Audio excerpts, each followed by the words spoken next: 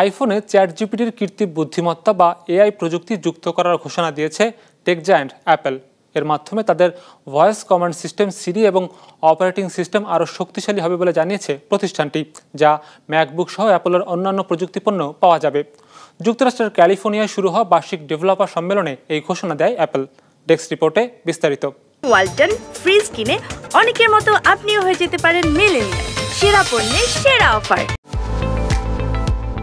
ধরুন আপনি একটি ইমেইল লিখলেন, এখন চাইলে তার ধরন বদলে দিতে পারবেন কৃত্রিম বুদ্ধিমত্তা ব্যবহার করে।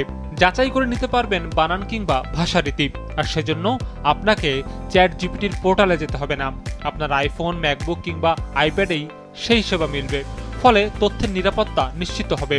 নিজেদের পণ্য ব্যবহারকারীদের জন্য কৃত্রিম বুদ্ধিমত্তার এমন সেবারই ঘোষণা দিয়েছে অ্যাপল এই আয়োজনে, যার নাম দেওয়া হয়েছে Apple intelligence. Apple Intelligence is the personal intelligence system that puts powerful generative models right at the core of your iPhone, iPad, and Mac. It draws on your personal context to give you intelligence that's most helpful and relevant for you. It protects your privacy at every step, and it is deeply integrated into our platforms and throughout the apps you rely on to communicate, work, and express yourself. Apple intelligence আপনাকে ছবির ব্যবহারেও নতুনত্ব দেবে। তাদের জেনমোজি ব্যবহার করে নিজের পছন্দসই emoji তৈরি করতে পারবেন শুধু চাহিদাটা লিখে দিয়েই। কল্পনার কোনো ছবিকেও বাস্তব রূপ দিতে পারবে image play ground option. Sketch থেকে শুরু করে ইলাস্ট্রেশন কিংবা অ্যানিমেশন সবকিছুই করা যাবে মুহূর্তে। আর এসব প্রযুক্তি ব্যবহার করে মোবাইল ফোনেই যে কারো ইমোজিও তৈরি করতে পারবেন সহজে। কৃত্রিম বুদ্ধিমত্তা ভিত্তিক এমন ডজনেরও বেশি সেবা যুক্ত হয়েছে Apple ইন্টেলিজেন্সে। Today, we're going to have some incredible updates to our platforms.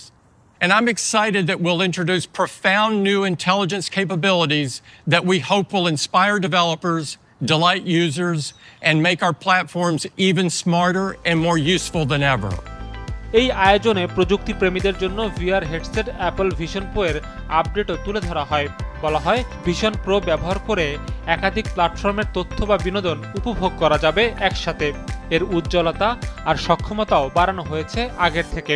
সেই সাথে নতুন করে বিশ্বের আরও 8টি দেশে এই পণ্য বিক্রির ঘোষণা দিয়েছে Apple. I've been hearing from people all over the world about their interest in this incredible product. So I'm happy to announce we're bringing Apple Vision Pro to these 8 countries next, starting with China, Japan, and Singapore on June 28th, and Australia, Canada, France, Germany, and the United Kingdom on July 12th. তবে চ্যাটজিপিটির সঙ্গে মিলে কৃত্রিম বুদ্ধিমত্তার দুনিয়ায় অ্যাপলের নতুন এই যাত্রায় অসন্তোষ প্রকাশ করেছেন পৃথিবীর অন্যতম শীর্ষ প্রযুক্তি উদ্যোক্তা ও উদ্ভাবক ইলন মাস্ক। এক এক্স বার্তায় মাস্ক জানিয়েছেন, ওপেন এআই এর প্রযুক্তি ব্যবহার করলে নিজের মালিকানায় থাকা প্রতিষ্ঠানগুলোতে অ্যাপলের পণ্য ব্যবহার নিষিদ্ধ করা হবে। যদিও অ্যাপল এ নিয়ে এখনো কোনো প্রতিক্রিয়া জানায়নি। বিজনেস রিপোর্ট, মাছরাঙা টেলিভিশন।